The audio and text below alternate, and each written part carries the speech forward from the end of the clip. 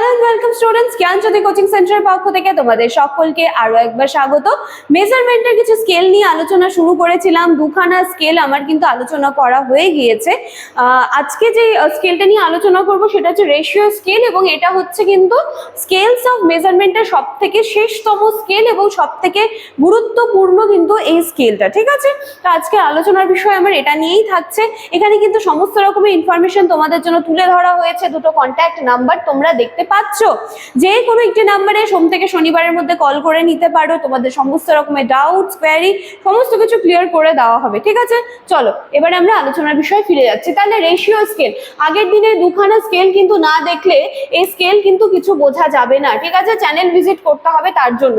তাহলে ratio scale কি মেজারমেন্টের একটি স্কেল এবং শেষতম স্কেল, এবং শেষতমই শুধু নয়, এটা সব থেকে উন্নত এবং নির্ভুল একটা স্তর বা একটা স্কেল। ঠিক আছে, যেখানে শুধু ক্রম ও সমান ব্যবধান নয়, বরং একটা সত্যিকারের শূন্য বিন্দু, বা আগে আমরা কি দেখেছিলাম একটা স্কেলে যেখানে জিরোর একটা ব্যাপার এসেছিল, কিন্তু এখানে এই যে রেশিও স্কেল, এখানে কিন্তু বলা হচ্ছে যে একটা শূন্য বিন্দু থাকে, এবং এই 0 পয়েন্ট বোঝায় যে পরিমাপযোগ্য বৈশিষ্ট্যটির সম্পূর্ণ অনুপস্থিতি।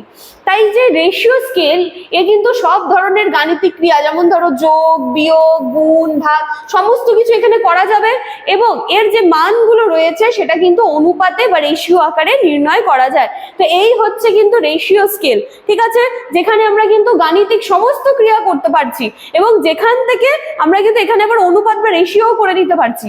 তো উদাহরণ হিসেবে বলা যায়, দেখো উচ্চতা, ওজন, বয়স, আয় সমস্ত কিছু রেশিও স্কেলের অন্তর্ভুক্ত। যেমন দেখো একজন ব্যক্তি যদি 60 কেজি হয়, তাহলে অন্যজন কি 30 কেজি, তাহলে কি বলবো যে প্রথম ব্যক্তি দ্বিতীয় ব্যক্তির তুলনায় ডাবল হয়ে যাচ্ছে, দ্বিগুণ ওজনের। তো এটি শুধুমাত্র রেশিও স্কেলেই সম্ভব কিন্তু। ঠিক আছে, কারণ এই জন্য এটা এখানে সম্ভব, কারণ এখানে 0 যদি বোঝায়, যে 0 মানে কিন্তু এখানে পুরো কমপ্লিট কিছুই নেই, সম্পূর্ণ অনুপস্থিতি। যেমন 0 কেজি মানে যদি বোঝায়, তাহলে এটা পুরো 0, এখানে আর কোনো কিছুর মান নেই, 0 মানে এটা পুরো 0।